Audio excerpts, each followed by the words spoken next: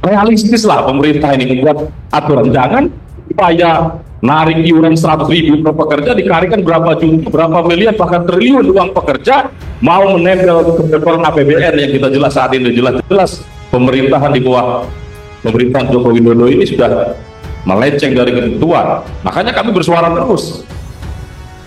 Kami sadar tuh, kami ini parlemen jalanan, tapi jangan bodohi pekerja buruh. Makanya saya selalu bilang itu gubernur di seluruh Indonesia itu mendingan dihapuskan aja, nggak usah ada gubernur, langsung aja bupati kepala daerah. Kalau dia menjadi kepanjangan tangan pemerintah pusat, maka ya kan akhirnya apa? Akhirnya dia hanya manut dengan aturan-aturan pemerintah pusat, sementara dia kan kepala daerah di Sumatera Selatan, kepala daerah di seluruh wilayah di seluruh Indonesia, mestinya harus berani. Ya, tapi oke lah ya.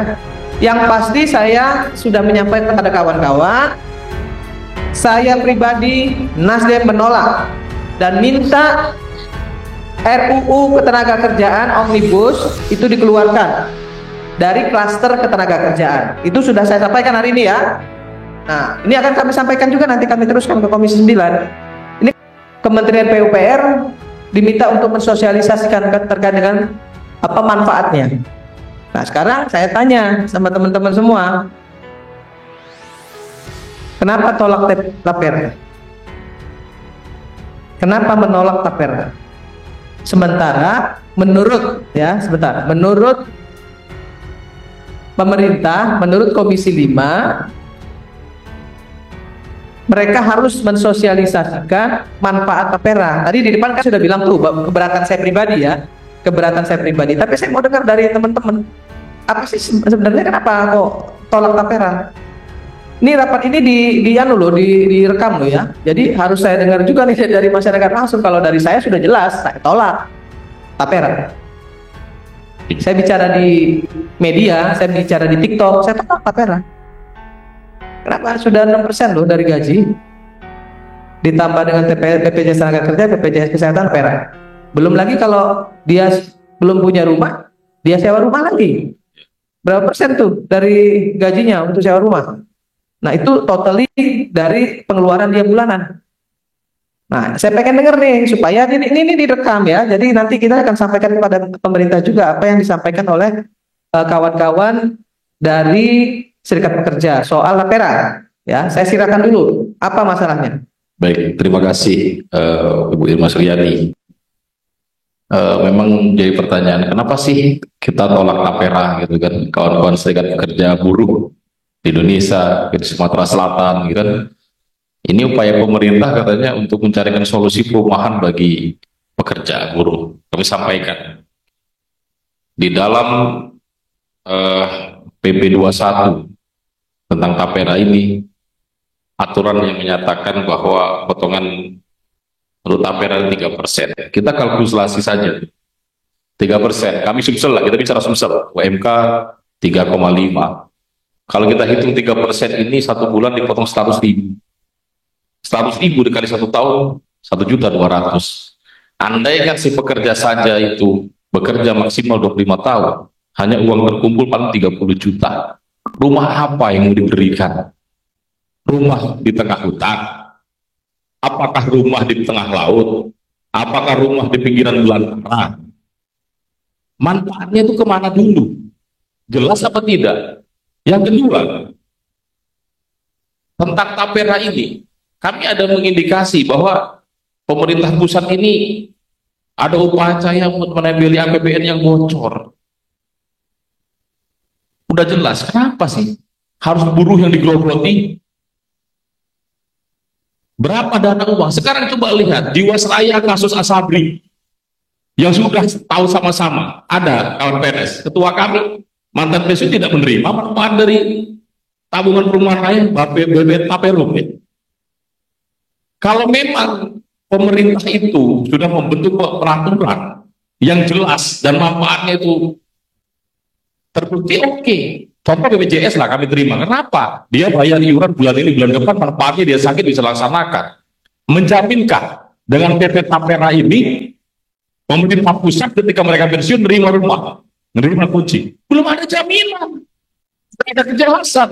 Hanya kalau bahasa kami ini kata morgana, seolah-olah ada atau tiada.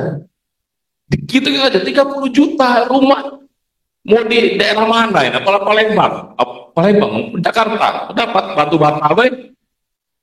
Nah jadi hitungan kami yang realistis lah pemerintah ini membuat aturan, jangan supaya narik iuran 100.000 per pekerja dikarikan berapa juta, berapa miliar, bahkan triliun uang pekerja mau menempel ke APBN yang kita jelas saat ini jelas pemerintahan di bawah pemerintahan Joko Widodo ini sudah melenceng dari ketentuan. Makanya kami bersuara terus. Kami sadar tuh, kami ini parlemen jalanan. Tapi jangan bodohi pekerja buruh. Buruh pekerja ini bukan orang yang tidak berpendidikan, bukan tidak paham dengan aturan. Ini jelas-jelas. Ini ada juga dari fraksi PAN. Terima kasih. Saya masih sampai saat ini Bu, sejak masih kader PAN dulu saya di Nasdem. Ini dua-duanya partai saya ini kan. Dan saya kecewa sebenarnya. Kami tahunya dua partai ini mendukung Undang-Undang Cipta Kerja. Walaupun Ibu Irma sudah menyatakan sudah meminta kluster kerja. Alhamdulillah kalau Nasdem pernah meminta itu.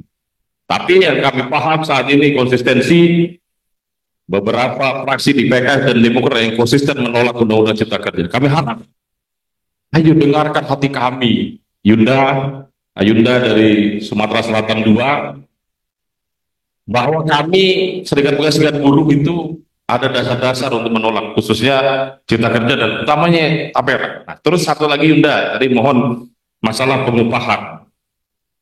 Bahwa 2023 setelah keluar dari Undang-Undang Nomor 6 Tahun 2003 tentang Cipta Kerja, itu muncul PP 51 tentang pengupahan. Tindak lanjut dari PP 36. Memang benar, gubernur menetapkan UMP, UMK, betul. Tapi dibatasi aturan PP, peraturan pemerintah yang turunannya dari Undang-Undang Cipta Kerja. Kami ini tidak bisa bergerak, Bu. Nggak bernego lah pengusaha, nggak bernego lah pekerja dengan kami. Kalau tidak sesuai aturan dibatalkan. Ibu Susi bagian Dewan Pengupahan Provinsi. Tidak keluar aturan, tidak boleh. Gubernur bisa menetapkan upah lebih tinggi kalau memang ada Kemen, ada Permen, ada instruksi menteri bahwa diberikan kebijakan sesuaikan dengan ini. Maksud kami tadi seperti Pak Nanang, tolong kembalikan aturan kepada Undang-Undang Nomor 13 Tahun 2003 sudah bagus. Tolong kembalikan ke PP 78 bahwa penghitungan upah berdasarkan inflasi dan pertumbuhan ekonomi yang real berdasarkan pemerintah, berdasarkan kondisi daerah, sehingga gubernur bisa menetapkan upah berdasarkan kondisi real di lapangan, bukan diakui badan data dari BPS, Badan Pusat Statistik. Datanya yang kami dibuat-buat seolah-olah dikondisikan setiap tahun naiknya cuma dibatasi untuk bayar WC.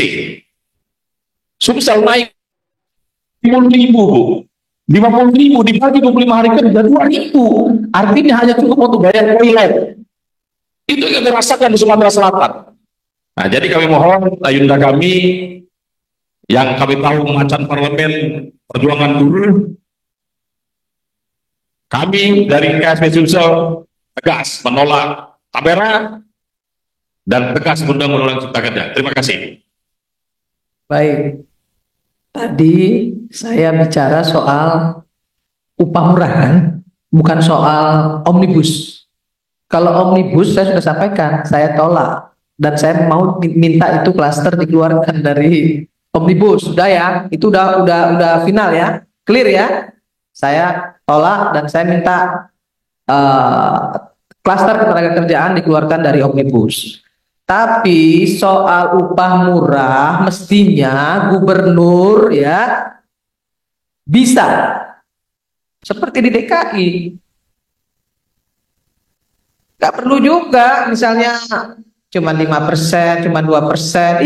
Ya bilang dong, bicara dong ke pemerintah pusat. Saya menolak karena tidak manusiawi di provinsi kami. Kenapa? Karena beda gaji DKI dengan gaji Sumatera Selatan itu beda. Besarannya beda. Sementara memang living cost-nya ada lebih tinggi ya, di Jakarta. Tapi kalau soal makan, kalau sama, benar nggak? Sama. Setidak-tidaknya perbedaan itu jangan terlalu jauh. UMR-nya Sumatera Selatan berapa, DKI berapa, kan gitu. Harus ada keberanian. Makanya saya selalu bilang itu gubernur di seluruh Indonesia itu mendingan dihapuskan aja, nggak usah ada gubernur, langsung aja bupati kepala daerah. Kalau dia menjadi kepanjangan tangan pemerintah pusat, maka ya kan, akhirnya apa? Akhirnya dia hanya manut dengan aturan-aturan pemerintah pusat, sementara dia kan kepala daerah di Sumatera Selatan. Kepala daerah di seluruh wilayah di seluruh Indonesia, mestinya harus berani. Ya, tapi oke lah ya. Yang pasti saya sudah menyampaikan kepada kawan-kawan, saya pribadi Nasdem menolak dan minta RUU Ketenagakerjaan Omnibus itu dikeluarkan dari klaster ketenagakerjaan. Itu sudah saya sampaikan hari ini ya. Nah, ini akan kami sampaikan juga, nanti kami teruskan ke Komisi 9. Ini kan ini kan hasil rapat hari ini, nanti akan kita sampaikan kepada semua anggota Komisi 9. Dan rata-rata saya kira beberapa teman di Komisi 9, beberapa fraksi juga sebenarnya menolak. Gitu ya, tapi tidak secara parpolnya. Itu ya, kawan-kawan tahu lah ya, Indo ini tahu lah situasinya ya. Tapi kalau saya jelas-jelas mengatakan, kalau saya berani menyatakan itu. Ya, saya nggak peduli karena saya bertanggung jawab dengan kawan-kawan buruh yang menjadi konstituen kami, yang menjadi konstituen dan mitra kerja. Mitra kerja loh saya nyebutnya dengan Komisi 9, kan buruh itu di bawah Kementerian Tenaga Kerja.